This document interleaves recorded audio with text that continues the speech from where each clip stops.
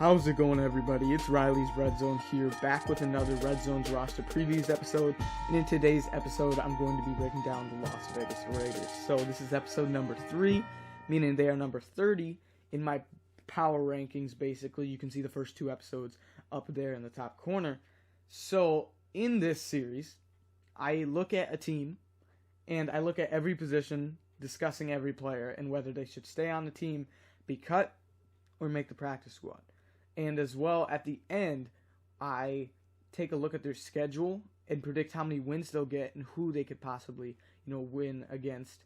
And then I will also discuss who their star players are, give out some awards for this team, and make some predictions for the upcoming season. So, before anything else, before I start diving into the positions here, I want to talk about the Raiders' culture, meaning their front office, their management, their coaching staff, that type of thing. And it's very clear what the Raiders are trying to do. Now, I will say personally, they've been fine, the staff they have there. John Gruden has not been particularly great in his, return, you could call it, to football, basically. They signed him to a 10-year contract after he had been out of coaching football for a number of years. And it's pretty clear to me they're trying to run what he used to. They're looking for some old school football, and I just personally don't think the style works anymore. Not to say he's a bad coach at all. I think he's a decent head coach. I wouldn't have given him 10 years, which makes it hard, to get rid of him, kind of. But I certainly think he is decent as a football coach. It's just more so the style this team is going for, I don't think ever puts them above an average level team. And Mike Mayock, I thought was great when he used to be on networks, and he still is, I think, an okay GM, not unbelievable. But I agree with what some people say in the fact that, they've made a number of draft choices. It's every year. You can predict every year they're going to pick a dude that is consensus maybe third round in the draft. And then they pick him in the first round, the top 20 picks. And people will say, what are you doing? I do agree with the fact, though, that if Mayock, for example, was still on these networks, you would hear about these players more, and then it wouldn't be as much of a surprise if they went early in the draft. So I don't doubt him completely. I mean, I don't think the draft picks so far have been great going back the last few years. I'll talk about those players later. So I just overall think they're honestly a team that's stuck in the middle. They don't have a great direction going right now. They honestly don't have that many up-and-coming star players. A few decent ones, but no franchise-building player at the moment, in my opinion, that's like a star player everybody's going to watch out for. And they also have a lot of just older veterans. It's kind of just a constructed team to do average, and I think we'll get into that this episode. I personally don't love the direction they're going. As I talked about in the previous episodes, the Texans just have no direction. The Jets actually have a future, just their roster isn't ready right now. And the Raiders are somewhere in between. It's not the worst roster we've ever seen, but it's nothing that is going to lead you past, probably 500, which now I know you can't go 500, maybe 7 and 10 type of range, in my opinion. So I think that's what you're looking at. So let's now start breaking down the players individually. So let's look at the quarterback position. Now, this is where it all starts. You don't have an elite quarterback, and I'm a huge Derek Carr guy. I think he has been underrated his entire career. I think he's been consistently a top maybe 23 quarterback. At his ceiling, he was a borderline top 10 that one year until he had the leg injury. I don't think he's been quite the same since then, but he certainly is underrated. I think he is, consistently a top 20. And for example, when I was looking at a player like Mac Jones this year, I compared him to Derek Carr in the fact that I don't think Derek Carr has ever been an MVP level player. He never probably will be, but he's never been someone that you've thought about benching on purpose. So he's just somewhere in the middle. He's consistent, which is fine. It's just when you have this roster, that's a big reason why they're just average, because they don't have any elite surrounding core, and even what you have at quarterback is not enough to carry your team to some wins. So I like Derek Carr, but to be honest, I don't think he's going to be their future. And the problem is, too, is he's good enough that they're never going to be terrible enough to get a top 3 pick, really, I think they had number 4 a number of years ago. But they really have not been bad enough to look at getting another quarterback. So they're kind of just stuck in the middle. And like I said, Derek Carr is a fine quarterback, but he's never going to carry you to the playoffs, especially with the roster that I don't love surrounding him right now. Marcus Mariota, I will say, I was shocked they did not trade him. I predicted him to be traded. I really thought they were going to be able to get some capital for him.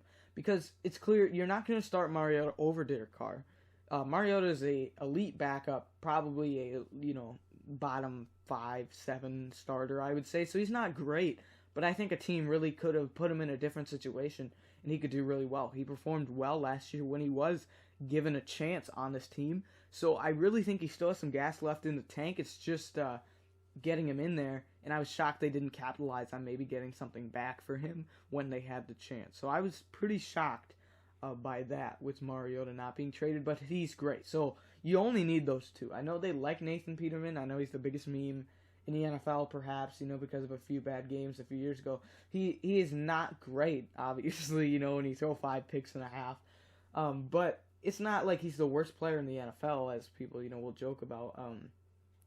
But I just don't think, I think his time is up, personally. I think you could put resources other places. Mariota proved he still can play, so he can be your backup, and you can feel very confident about that. You can just keep these two on the roster. So I personally would not keep Nathan Peterman. So I would keep Derek Carr and Marcus Mariota, and once again, you're fine. You're set there. You're not looking to make this huge trade because the Carr makes up a lot of salary.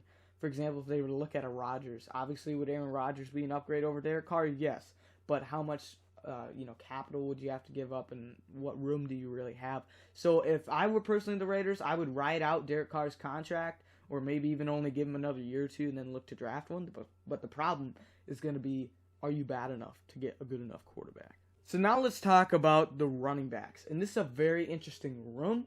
They have a lot of depth to it, especially bringing in Kenyon Drake this offseason. So if you're in fantasy, for example, I like to talk a little bit about fantasy in this series as well. Josh Jacobs has definitely gone down a bit because, bringing in Kenyon Drake was a pretty big deal. But Josh Jacobs is good.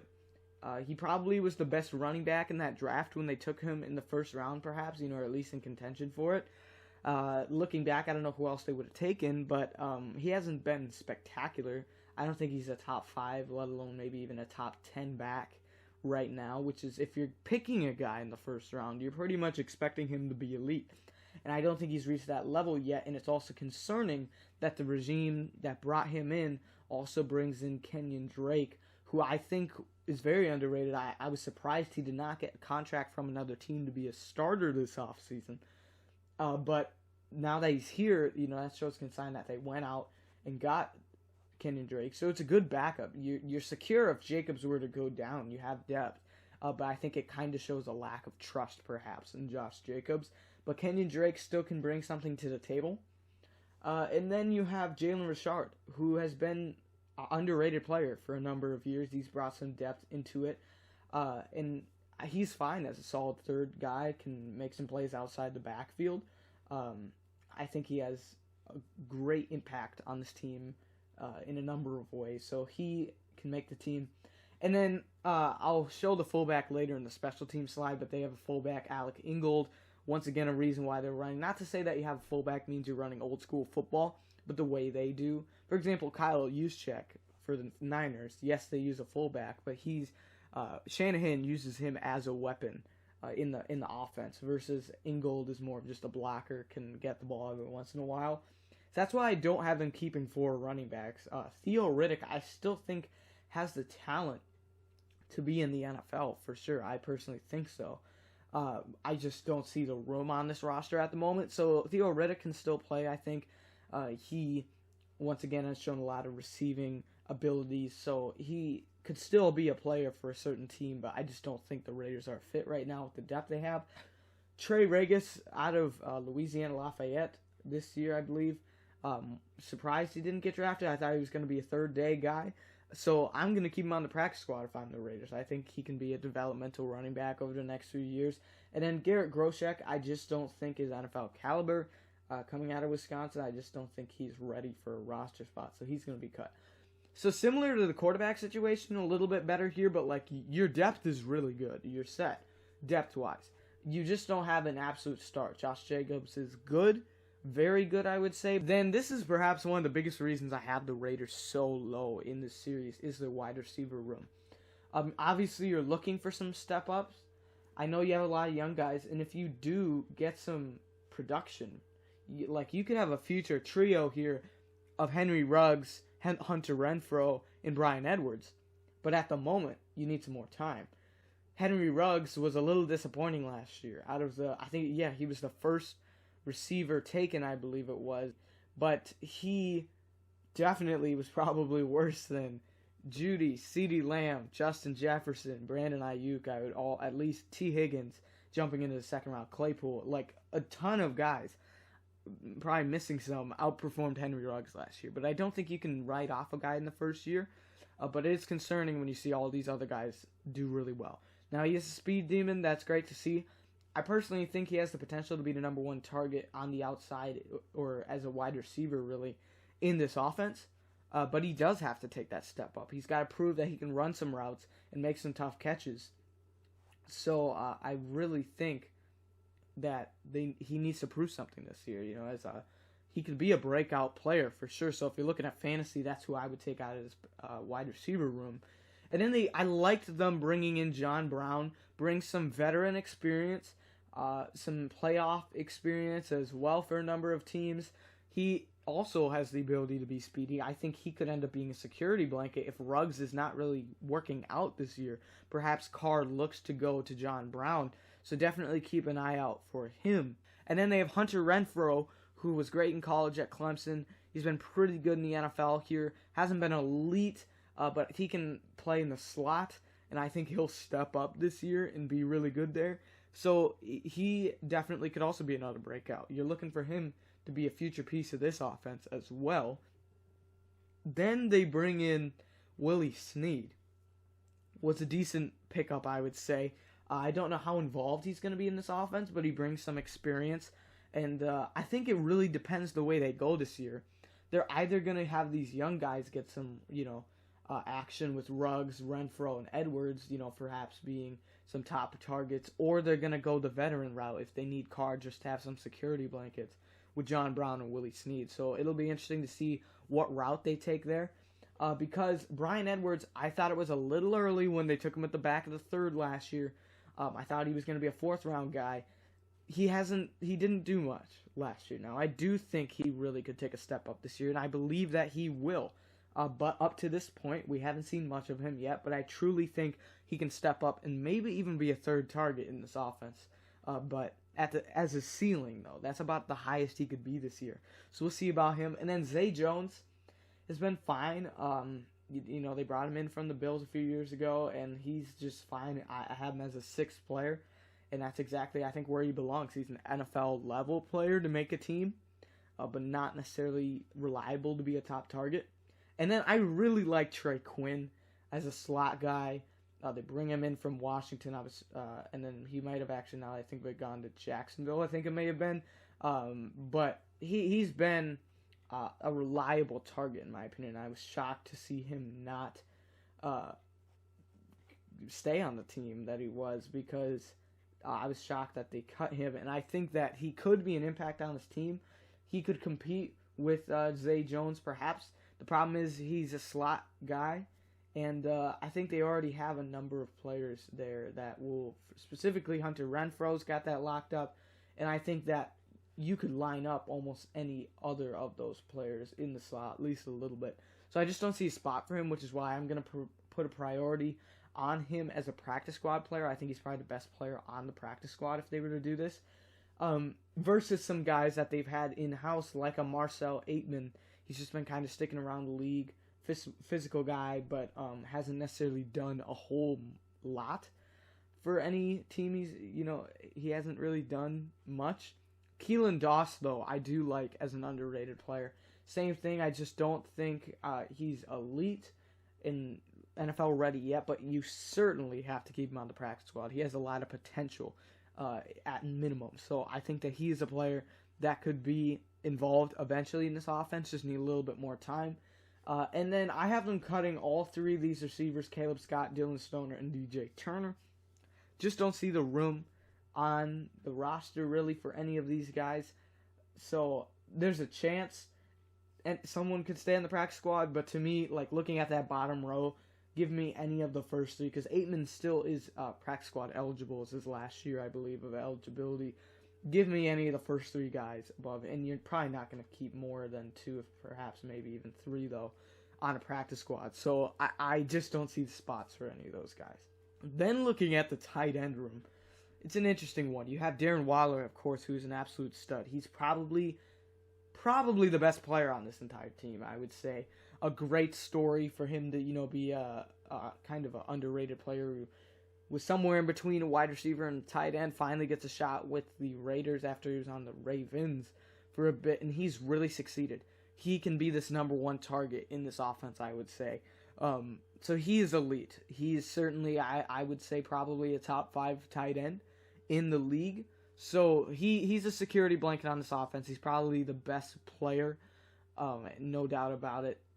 And he's great overall. This is perhaps one of the only positions that you can say we have a top 5 guy that we can count on week in and week out, and he can be reliable. Now, I do like Foster Moreau as well. I think he hasn't always gotten the opportunity because they have a guy like Darren Waller, but he has something to prove, and he certainly can be involved in an offense. I like him as a number 2, which is what they have him at, and he can be a receiving threat still. So he's perfectly in a great position where he's at. Then you have Derek Carrier, which is fine as a third tight end, I guess. He's going to be a run blocker. So it's fine, I guess. He's an NFL roster caliber. I don't think Alex Ellis perhaps is a better player than Derek Carrier, so I don't have him making the team. And then Nick Bowers and Matt Bushman, I just don't see space for. I would rather keep multiple wide receivers, perhaps some other players at different positions on the practice squad. I've never been a fan of either of those two for sure. So I just don't see them making it out of this roster. So you have Waller, who's an absolute stud at this position. And like I said, this is one of the only positions you can really feel confident in going into this season, to be honest. So really good tight end room. Probably one of the top ones in the league for sure. Then looking at their tackles. It's interesting here. They have just an array of talent on this team, specifically in the offensive tackle room. Colton Miller started as, I would say, a lot of people called him a bust. Now he's kind of developed a bit, and he's a decent startable tackle. I would say that for sure. Not an elite one, but a startable player for sure. Maybe a top 20, top 15 level tackle. So you feel relatively good there. And then we'll see with Leatherwood probably playing him at right tackle as a rookie. A lot of people question the pick. I personally did a little bit. It was shocking a little bit, but I think he could be decent as a starting offensive tackle. So moving him at right is decent. I think they can do pretty well with these two tackles. They're not going to be liabilities. They're not going to be strengths, but you're not going to have to worry every second about Derek Carr being sacked with those two. And then they have some nice depth with Brandon Parker, and then they chose to bring back Sam Young. Sam Young was another example of the Raiders always bringing like highly drafted players that are kind of, just not performing up to expectations. Veterans. I've even noticed sometimes like guys Gruden or Mayock liked back in the draft when they used to be on TV. Sam Young's a great example of, he was out of the league, I think, a little bit because he played for the Dolphins. And then they bring him back, and he actually, in his case, played relatively well. So he is a good depth piece. And then Jared Jones-Smith, who I think he came from the AAF or the XFL. I think it's his last year practice squad eligibility, and I think he can make the practice squad. So he's relatively decent. And then I personally just don't see room for Devery Hamilton. And Kamal Seymour is on injured reserve, so he does not count toward. It's like, or I think it was reserve non-injury or something like that. So he doesn't count towards the roster. So this tackle room is decent. It's not the best you've ever seen. There is an elite player, but you can feel relatively safe with this tackle room. Then looking at the guard spot, I don't particularly love it. It was interesting. They actually cut Richie Incognito for cap space, and then they brought him back. It is interesting. They just blew up the interior specifically this offseason, and I didn't love it. Decent job bringing Incognito back, because otherwise this would have been pretty atrocious on the interior, because they traded away Rodney Hudson to Arizona for, I can't even remember, I think it was like a 6th or 5th round pick, something ridiculous like that. Basically sold him for free. And then they traded away Gabe Jackson, which maybe I understand, but I think they undersold him too. And then they cut Richie Incognito. They brought him back at least, so he's decent. He's just fine at this point. At one point, he was a pretty elite guard. At this point, not necessarily. He's a starting caliber guard, I would say.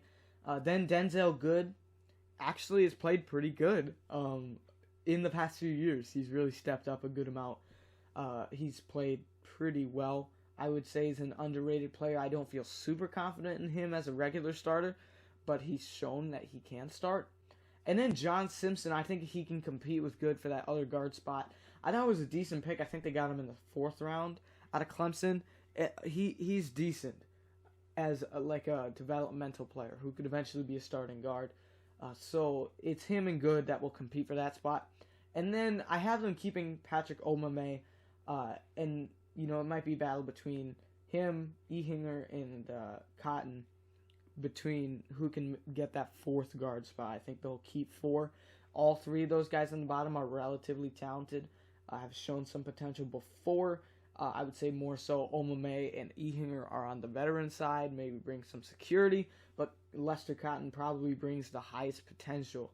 And so I have him staying on the practice squad. The other 2 are not eligible, but Lester Cotton is, so I think he stays on the practice squad. So I would honestly say the tackle and the guard room are both pretty equivalent, where you have a guy who's maybe a top 15 at that position, then you have a startable player, a decent backup, that type of thing. So it's fine. This is another example of it's just okay. Not elite, not great, just fine. Then looking at the center position, as I mentioned, don't know why they blew up the whole thing, getting rid of Rodney Hudson. Didn't really understand that personally. But then they brought in Nick Martin, which was a decent replacement. Not great, but I guess you'll take it. And then Andre James has actually played relatively well when he has been put on the field. So he's a good backup. Those 2 will compete for that. And then Jimmy Morsey, they ended up taking in this year's draft. I think he starts at the practice squad level. So not particularly great. When you could have had Rodney Hudson, these 2 combined are not Rodney Hudson. So I think that was a mistake this offseason. Definitely leaves a hole here. Martin will be fine as a replacement level, but you don't want him probably past another year or 2 to be a future center. So not particularly great at the center spot. So let's move to defense, starting with your edge rushers, your defensive ends for this team. And it's very, very good. They are filled with lots of depth here. Definitely they have 5 guys who are NFL quality players, even startable. I think almost all of them are. So you have Yannick Ngakoue, who I was shocked that the Raiders of all teams decided to give the bag to, just considering I thought they felt confident in their young duo of Max Crosby and Clelin Ferrell. So Clelin Ferrell was the guy they took like 4th overall that first year on the Mayock, and everybody went, "What are you doing? Like, why?" They took him that early. He was a guy most people had late first, and he has not played up to a 4th overall pick. He's a very safe guy, and that's why Mayock took him. He was a safe choice at the time. I don't think it was a particularly strong edge class, but they certainly, I think, could have done better. And I think Crosby was that same draft, and he's definitely outperformed Clelin Ferrell. So I thought, though, they were going to feel confident in those 2, but they bring in Yannick Ngakoue, who, bounced around last year. It was crazy. He held out, went to the Vikings. As a Vikings fan, I was shocked then to see him flipped for less than what they traded him for to the Ravens, and he didn't get a whole ton of actions. They were pretty. They had a lot of depth there on the Ravens, so I was shocked that the Raiders of all teams picked him up, but I think he'll be fine. I do think Crosby has the potential though to be better overall, even this year.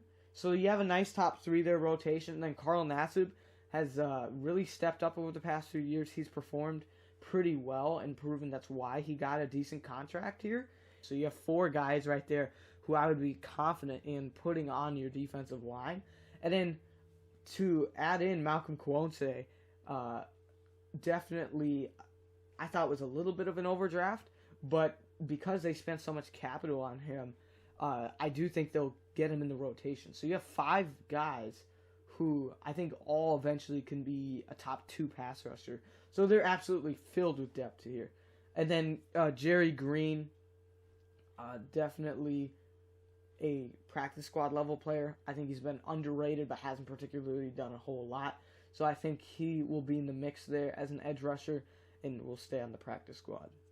Now let's talk about defensive tackles. Jonathan Hankins was another example of, I think he was out of the league for a year, like sat on the market for most of the year from the Giants, and then the Raiders pick him up, and he performed relatively decent for them, and now he's probably one of their better defensive players. I don't think he's that great, though, to be honest, so I don't see him being on the team for a whole ton longer. Then you have Quentin Jefferson, which I think was a good pickup. He played pretty well in Seattle. Then he got a contract from the Bills and didn't do great last year. So it was good to see him give another chance because I really think put in the right situation, he can still perform pretty well. So it was, it's not a bad idea to bring him in. And then they also bring in Solomon Thomas, another example of, I think he was 3rd overall. He didn't do much in San Francisco, so the Raiders decided to bring him in. Another great example of, bringing in some former highly drafted players, and you never know. That's not a bad strategy because maybe guys just develop later in their career. There's a reason they were picked in the top 5. So he can be a good rotational piece here as well. And then I just don't personally see any of the rest of these guys as ready to be on a team right now, which is why I have them all being cut. Normally I like to keep 4 defensive tackles. I just don't think any of these other guys deserve a shot right now. Darius Philon is a guy who was decent in San Diego, and then he kind of had, I think, some off-the-field issues, suspensions, out of the league for a bit, just hasn't done much recently, so I don't think he deserves a shot. Matt Dickerson has just been a rotational piece for the Titans for a while. I don't think he's particularly an NFL caliber player anymore. He would be, lower on the depth chart. Niles Scott, same thing. There's a reason he's been cut a couple times. Kendall Vickers was one that I'm certainly lower on. He could make this team, though, potentially. I think the team could view him the highest out of those remaining 5. I just personally am not a huge fan of Kendall Vickers. And then Darius Stills is probably my favorite player out of those 5 for who I think has the highest potential still. So I think he should stay on the practice squad, a rookie out of West Virginia. So he's certainly a practice squad level player, and I think within a year or 2 could be an NFL roster level. So I certainly think that this is not a great defensive tackle room. It's very filled with depths, like some other positions. With those top 3, you have 3 guys you can rotate in the mix, just not an elite star level player. Now looking at the linebackers, this is a very interesting room. You have Corey Littleton, who was given the bag from Los Angeles, by the Raiders here. And I think he hasn't quite lived up to that contract yet here in Las Vegas.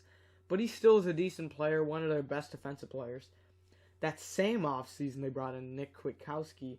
And I really was shocked that they brought in both of them. It was a good signing. I like Kwiatkowski. But he is certainly a player that I don't think is as good as Littleton, which is why I was shocked they brought them both in. But years down the line, it's turned out pretty well, to have those 2. And then there's going to be a competition to me between Morrow, Muse, and Diablo here for who can get that 3rd starting linebacker spot. Nicholas Morrow is going to be the incumbent. He's going to have the experience in this scheme. I don't think he's an elite player. I thought he was almost going to get cut a few years ago. Tanner Muse was converted safety from Clemson, I think, mostly. And he didn't do much in his rookie year. He did have some injury issues, though. but they definitely need him to step up. They took him in the 3rd round, which everybody, I think, thought was a shock. And then Devon Diablo was an interesting pick this year. I like that one. I like Diablo probably the most out of those 3 players between Morrow, Muse, and him. But he needs some time. He's a rookie. He's another converted safety.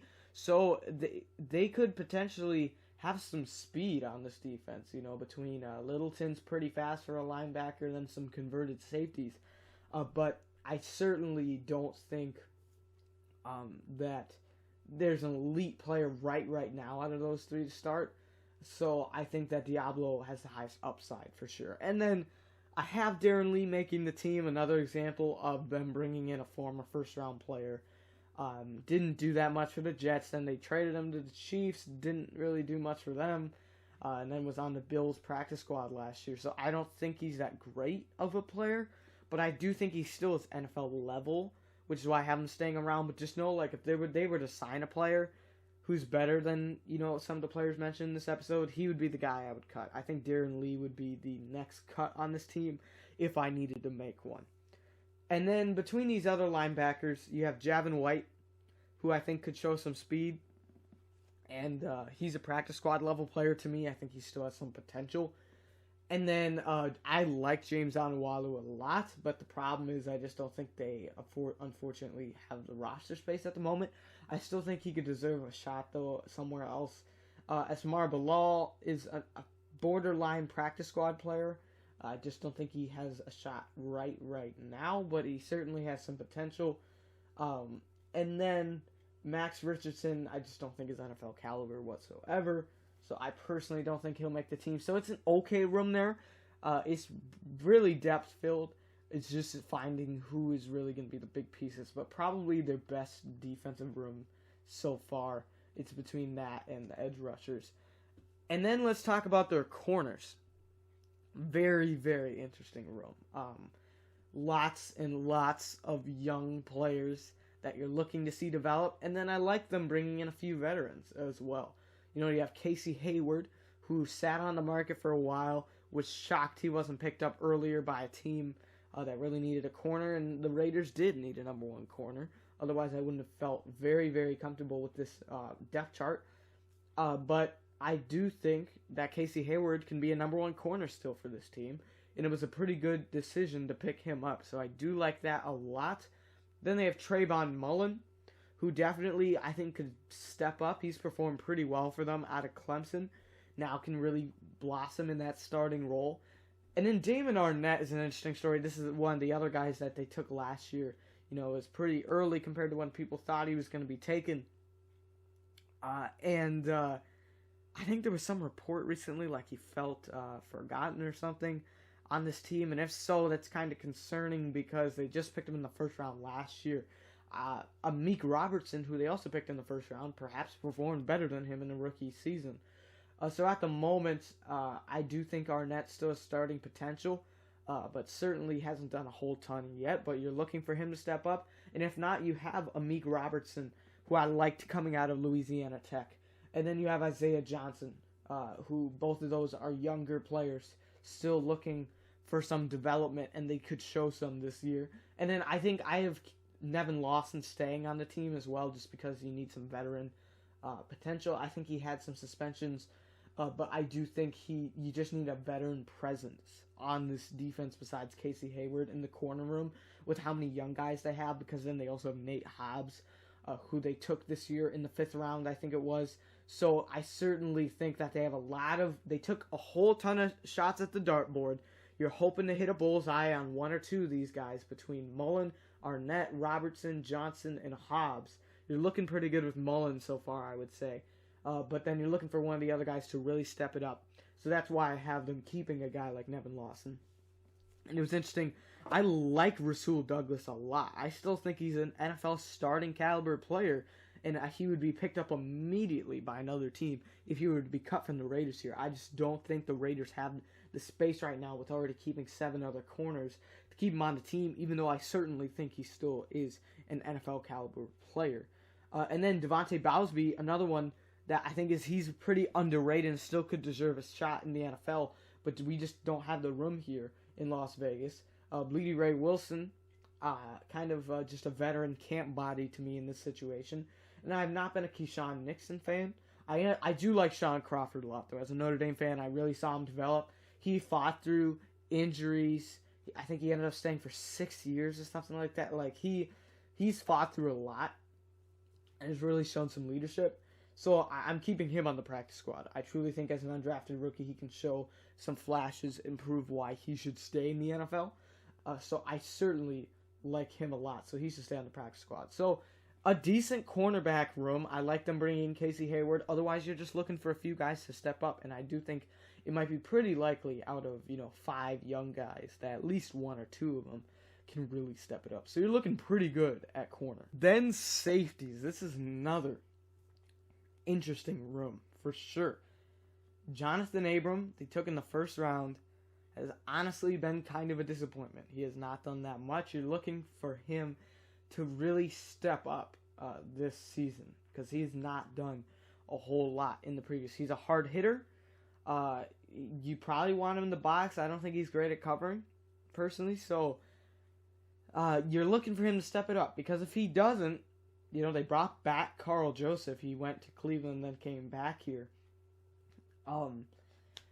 He's fine as a veteran. He's a startable player, another kind of hard hitter. But then they brought in Trayvon Moehrig, who I thought was going to be taken in the back of the first. So great pick there. If Abram doesn't show up, you can bring in Moehrig, who to me has some potential in the box, a lot better at covering for sure.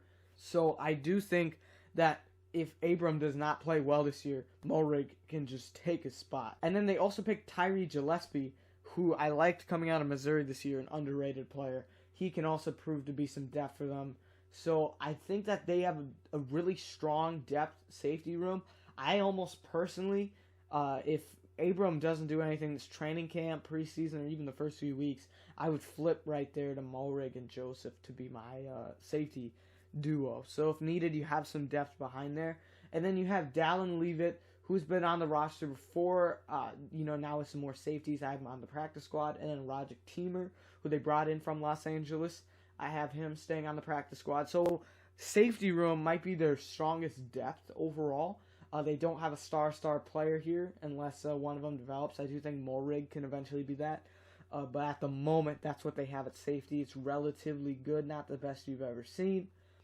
And then let's talk about special teams quick. I'll include Alec Ingold here. As I mentioned, he's their fullback. That he can block relatively well. He can make some catches. Not going to be an elite player. But he's, for them keeping a fullback, he does the job fine. Daniel Carlson is not a great kicker. But he's better than what else they have, with Dominic Eberle. I just don't think he makes the team. So Carlson is fine at kicker, not great. A.J. Cole has been a relatively decent punter, so he can be pretty good, I'd say. And then Trent Sieg has been just a reliability for this team at long snapper. He's fine.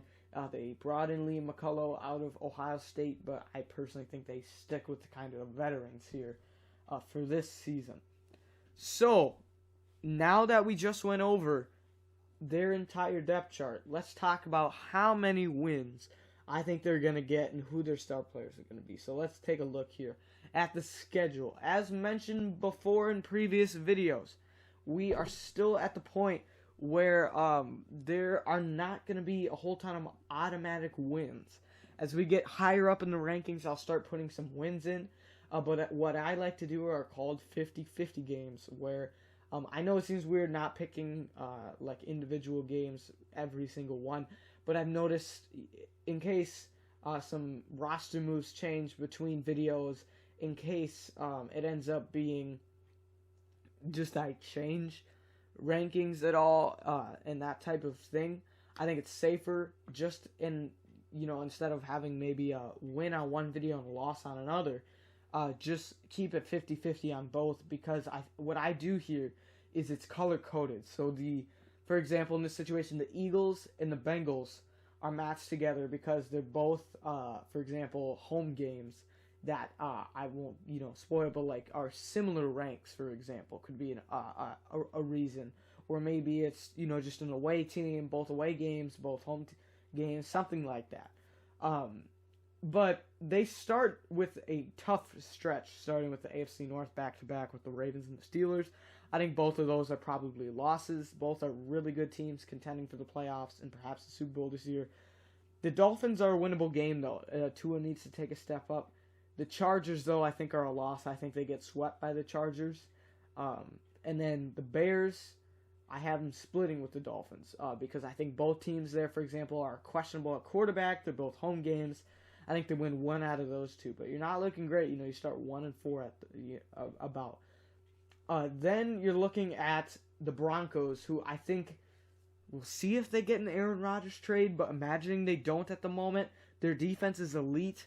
Their offense is not great. If Rodgers goes there, both of those are L's. That pushes the Broncos up so much farther. But at the moment, I think they're winnable. I'm going to call it a 50-50 because I don't know the certainty of what's going to happen. And then the Eagles, I have also are winnable with the Bengals because they're both home games and, younger quarterbacks that could both be winnable games. Then they have a bye in week 8. So you're looking to maybe rebound, after those first few weeks. Then you go to the Giants, which I think are an okay team. Chiefs are really, really tough, so I have them, being swept there. I have them splitting between the Cowboys and the Giants, splitting the NFC East. And then the Washington football team, I personally think it's between them and the Cowboys, I would say, for this, for who I was debating between. I needed an even number of 50-50 games, and so I'm going to consider the Cowboys and the Giants there. So I have them losing against the football team. And then against the Chiefs and the Browns, that's a tough stretch. And then if you were to lose against the Broncos there, I don't think you're beating the Colts or the Chargers. So perhaps a tough stretch here. And I will say it again, because I almost had this team at 3-14, but I did get them to 4-13, which is the same as what the previous episode was. There might eventually be a case where I have a team at 6 wins that's higher than a team with 8. If that could eventually happen. Because I'm basing these rankings in the order of how good I think these rosters are, not what I think their record will be. So that's why you'll see that. But so far, it's going up. So let's talk about who their star players are and what awards I would give out. So I personally think their offensive player of the year is going to be Darren Waller. He's going to be a security blanket for Derek Carr. I don't think Carr will have an elite year. Josh Jacobs has not done a whole lot for them yet, and then they don't really have a wide receiver that's right now going to be a number 1. So I have Waller being that offensive player of the year. Then defensive player of the year, I'm going to give to Max Crosby. It's him or Yannick Ngakoue, whoever has the better season. Overall, I think, we'll see who really takes over as that number 1 pass rusher for them. They gave Yannick Ngakoue some money, but, Max Crosby's been here for a little bit and done okay. My breakout player of the year is going to be Henry Ruggs. I think he can step into that number 1 receiver role and actually succeed this year and do pretty well. So I do expect him to take a step up. And then the rookie of the year I have is Alex Leatherwood. I could consider maybe Trayvon Moehrig here, but I'm going to go with Alex Leatherwood. I think he's going to be probably maybe their only rookie that just starts right away and is a big impact. So that's going to do it for this episode. I just don't love this Raiders roster. They're fine. Their ceiling is probably 7-10. Honestly, I just don't think this team is built particularly well. They're living in 2003, which is fine. In this, they're a good, this would be a good team in 2003. So that's why I'm saying they're average. I just don't think this team is constructed enough to really succeed right now. And honestly, it comes down to the quarterback position. I'm as big of a Derek Carr fan as almost anybody. But I just don't think that they're really going to succeed with him at the helm and just not great surrounding pieces. In a number of years, if you still have, good wide receivers and running back and tight end, and you're starting to get the offensive line, it's just you need to put all these pieces together. I don't see any direction on this team. I feel like each year they just take some players that are safe, and in a matter of 3 years they fizzle out. And I really think they need to improve on that. And I personally would say John Gruden's on the hot seat, personally. So, we'll see there. But thank you so much for watching this video. Sorry it's been a bit of a delay again. And I know I say that a good amount, but now I finished school for this year. And so July and, some August is going to be my focus. I'm going to be grinding out these videos. trying to upload a lot more regularly as I have more time to work on these. So thank you for sticking through, and just the support you guys have given me recently is unbelievable. That we've gained so many subscribers, and I'm hoping to make a lot of great content for you guys this summer. So thank you so much for watching this video, and I'll see you in the next one.